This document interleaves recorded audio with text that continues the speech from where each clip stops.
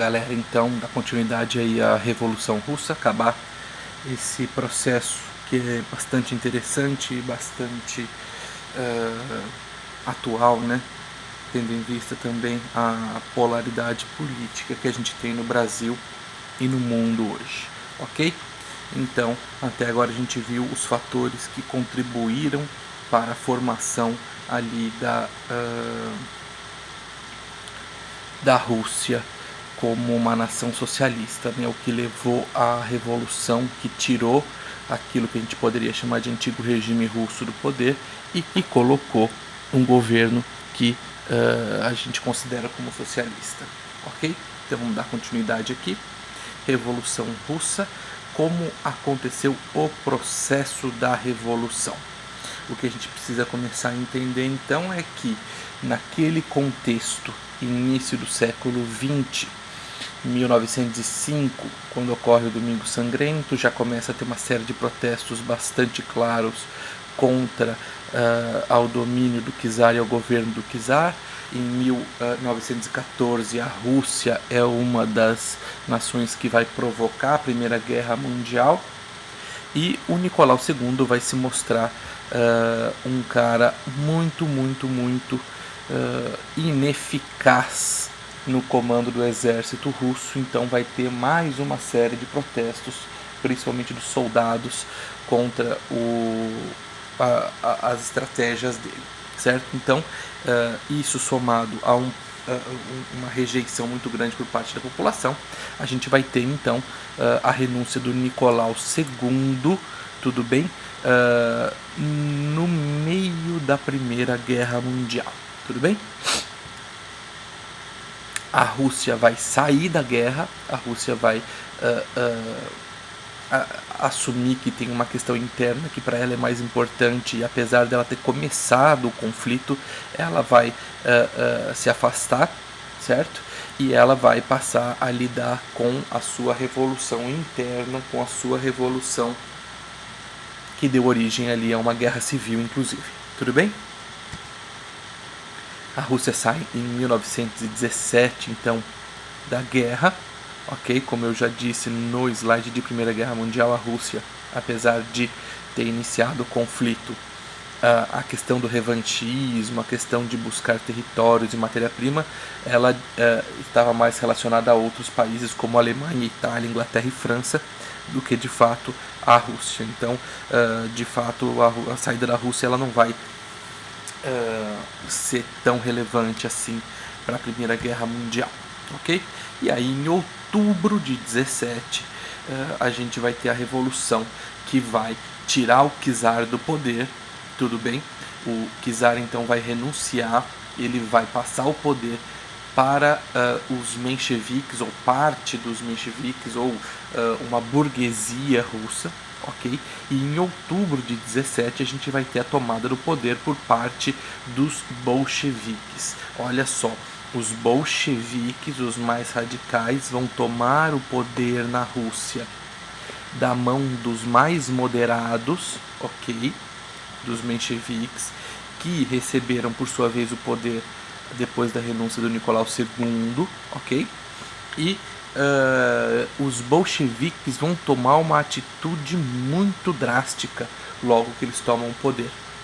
O Lenin manda executar a família do Nicolau II, a família do czar, a dinastia dos Romanov, porque o medo dele era que mais para frente alguém com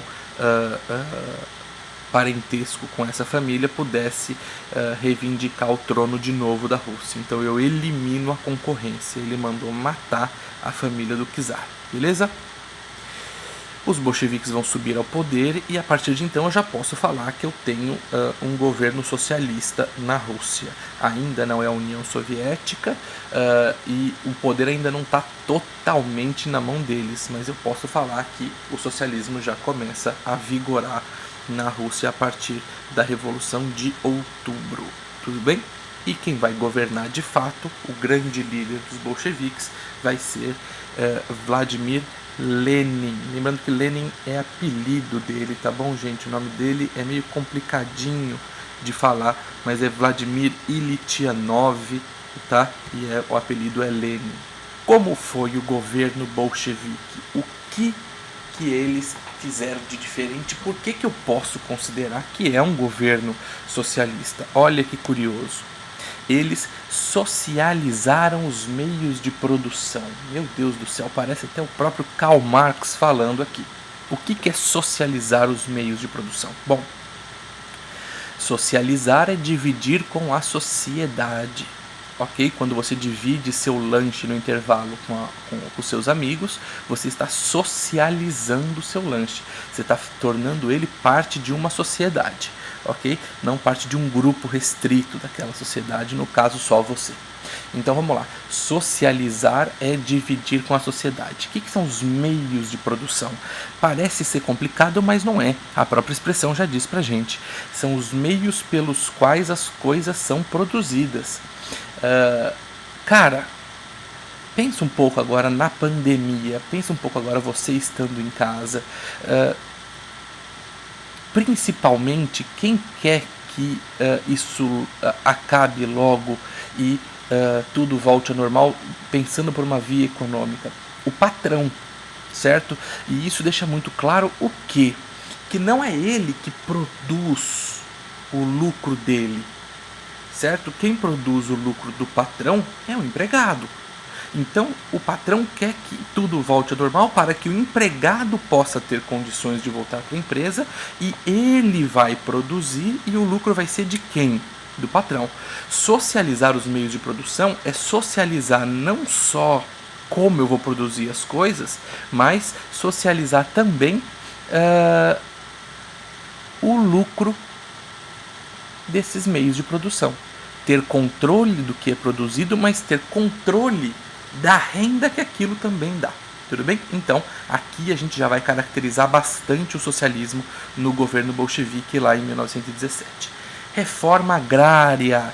O Lenin foi bastante esperto aqui, porque para fazer a revolução ele precisou de grande parte da população russa que era camponês. Então ele rapidamente tratou também de agradar aqueles caras que estavam legitimando, que estavam oficializando ele no poder. Ele passou a atender uma exigência de um grupo extremamente importante para que ele continuasse no poder e ele passou a distribuir terras. Tudo bem? Então, não deixa de ser socializar também o meio de produção agrário, né? Ele estatizou bancos, fábricas, estradas, portos, minas. Presta atenção, o nome que eu dou para isso é infraestrutura, tá? Infraestrutura econômica, infraestrutura para deslocamento e para escoar produtos e para produzir e para extrair mais matéria-prima. Ele vai trazer para o controle do Estado, do governo. Então vamos lá, estatizar é pegar alguma coisa que é particular, que é privada e trazer para o poder do Estado. Por isso estatizar é trazer para o poder do governo. O contrário seria privatizar, pegar uma empresa que é do governo e vendê-la para iniciativa privada, vendê-la para pessoas que não vão prestar contas para a população, ok?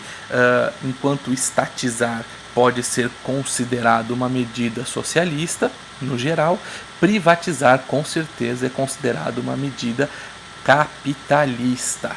Tudo bem? E óbvio, eu vou ter a distribuição igualitária da produção e dos serviços. Então, assim, teoricamente, e quando eu falo teoricamente, é um teoricamente bem grande, tá? Mas teoricamente, os serviços seriam distribuídos sem privilégio de classe social. Não é porque uma pessoa é mais rica, tem um nome mais famoso, não é porque ela é importante ou famosa, que ela teria privilégios, que ela receberia serviços ou produtos por ter essa ascendência, né? Então, sim, a gente consegue resumir aqui basicamente todos as características do que seria um governo socialista logo nesse início de Revolução Russa, logo quando os bolcheviques, com Lenin no comando, tomando o poder aí na Rússia. Tudo bem? Só que isso vai provocar uma reação bastante bastante drástica de outros setores da sociedade. Bom, basicamente todo mundo que não era a favor dos bolcheviques, basicamente todo mundo que não foi privilegiado com esse governo, ficou contra. E quando eu falo todo mundo, é basicamente todo mundo mesmo, tá? Porque eu vou ter outros partidos, como o Partido Populista, que a gente falou lá atrás, e os mencheviques, contra os bolcheviques. Eu vou ter junto com esses caras os realistas ou czaristas, aqueles caras que eram a favor da volta da família real. Pera lá, mencheviques, populistas e czaristas, eles não têm absolutamente nada a ver, mas estão juntos.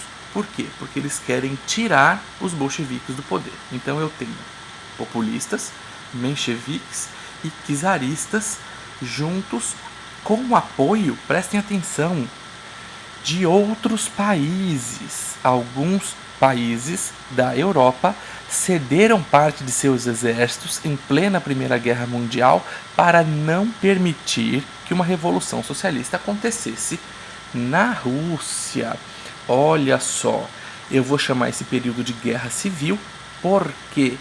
Porque eu vou ter russo matando russo. É um processo interno. Vai ter auxílio externo? Vai. Mas as motivações e os objetivos são internos. Então eu vou ter aqui uma reação contra-revolucionária, palavrinha complicada, grande, é uma reação contra a revolução. Tudo bem? Eu tive uma revolução socialista, eu vou ter uma reação contra essa revolução. Eu vou chamar isso de reação contra-revolucionária. Tudo bem? O exército socialista vai ser organizado por um cara chamado Trotsky, um dos maiores nomes do socialismo russo. Tudo bem? Ele vai organizar aquilo que é chamado de Exército Vermelho e ele vai combater o que a gente vai chamar de Exército Branco. Quem compõe o Exército Branco? Todos esses grupos que eu já falei. Populistas, mencheviques, czaristas, além de grupos de exércitos de outros países que temiam que a revolução se espalhasse a partir do processo que ocorria agora na Rússia. Certo? Quem vai vencer é o Exército Vermelho. O Trotsky vai se consolidar como um grande líder russo. Tudo bem? E isso vai ser importante um pouco mais para frente.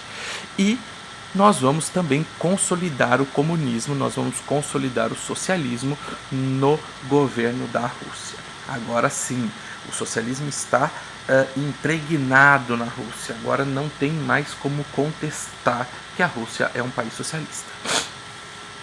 Deixa eu só fazer uma explicaçãozinha aqui.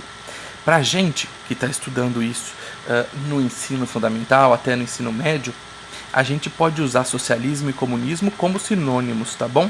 Existe diferença entre socialismo e comunismo. Se eu for analisar a teoria do Marx, né, o filósofo que deu corpo ao socialismo científico, não é? O socialismo seria o sistema total, o sistema completo, né, após a sua implementação. O comunismo seria uma das fases dessa implementação. Certo? Mas a gente tem, para a gente não vai ter muita diferença, a gente pode usar sem nenhum problema comunismo e socialismo como sinônimos, certo? E aí o Lenin vai passar por um problema muito grande, por quê? Porque a Rússia já estava em crise, a Rússia provocou a Primeira Guerra Mundial, a Rússia começou perdendo a Primeira Guerra Mundial, a Rússia teve que sair da guerra, tudo bem? Passou por uma guerra civil e agora o Lenin implementou de fato o socialismo no comando da União Soviética. Ainda não é a União Soviética, né? Rússia, como eu disse. A União Soviética vai ser no próximo momento. E ele vai ter que resolver uma série de problemas, principalmente econômicos. E aí ele vai ter que implementar o que a gente chama de NEP. Lembrando que essa sigla não é em russo, essa sigla é em inglês, certo? Que em português significa Nova Política Econômica. O que seria a NEP?